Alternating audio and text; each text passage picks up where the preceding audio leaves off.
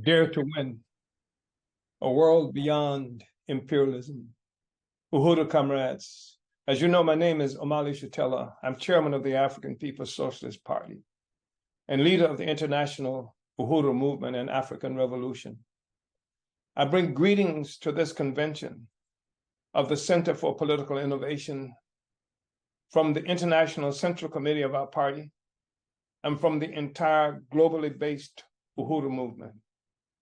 While we are a small organization, we are active on at least 3 continents that include several locations in Africa, Europe, and North America. You will have noticed that I opened my salute to the convention with the slogan Demand Uhuru. This slogan was popularized in the world by the Kenyan Land and Freedom Army, commonly known as Mau Mau, that fought a revolutionary anti-colonial war against the British Empire in Kenya from the early 1950s to 1960s, when the resistance was crushed by Britain after the murder of at least 300,000 Africans by the colonizers.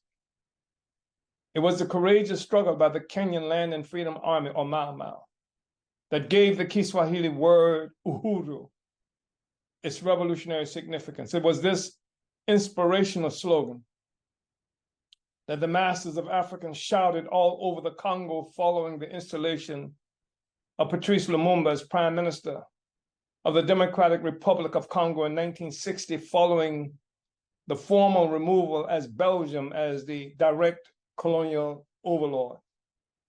3 months later, Belgium, with the assistance of the US CIA and the outgoing and incoming Republican and Democratic Party presidents, initiated the brutal murder of Patrice Lumumba, installing a neo-colonial puppet and perpetual misery on the people of the Congo, from which they have yet to recover.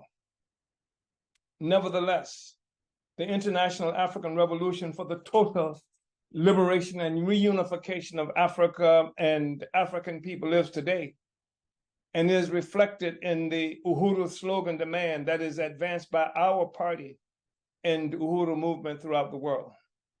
Uhuru is the world beyond imperialism that our party and movement are determined to win in our lifetime. It is a Kiswahili word that means freedom. The significance of this slogan Demand can be seen in the fact that it is anathema to all the colonial powers and even many of those who claim to be otherwise opposed to imperialism. But like you suggest in the theme for this convention, Uhuru is something that has to be won by the oppressed. It will not be conferred upon us by our oppressors. This is why we salute the theme that calls on us to dare to win. It is this daring and willingness to struggle that contribute to our appreciation of the CPI as we have experienced you in the world. An old saying by an elder from my youth declares that a conversation is the cheapest commodity on the block. Everybody's got one. Years ago, George Orwell, who wrote the book 1984, made a similar, if more sophisticated statement about the white left with these words, quote, "Every left-wing intellectual is, as a matter of course, an anti-imperialist. He claims to be outside the empire racket as automatically and self-righteously as he claims to be outside the class racket. Even the right-wing intellectual, who is not definitely in revolt against British imperialism, pretends to regard it with a sort of amused attachment.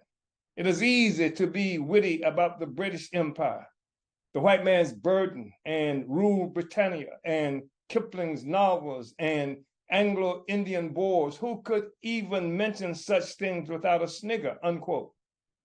Orwell would continue, helping to bring into bold relief the significance of the CPI's theme for this conference and your actions that distinguish you from the many pseudo-anti-imperialists with which we are all familiar. Here's what he says, Orwell. "Under the capitalist system," he would say, "in order that England may live in comparative comfort, 100 million Indians must live on the verge of starvation. an evil state of affairs. The alternative is to throw the empire overboard and reduce England to a cold and unimportant little island where we should all have to work very hard and live mainly on herrings and potatoes. That is the very last thing that any left-winger wants. Yet the left-winger continues to feel that he has no moral responsibility for imperialism. He is perfectly ready to accept the products of empire and to save his soul by sneering at the people who hold the empire together, unquote. The challenge of this CPI convention to dare to win makes it very clear that the CPI, like we of the African People's Socialist Party and Uhuru movement,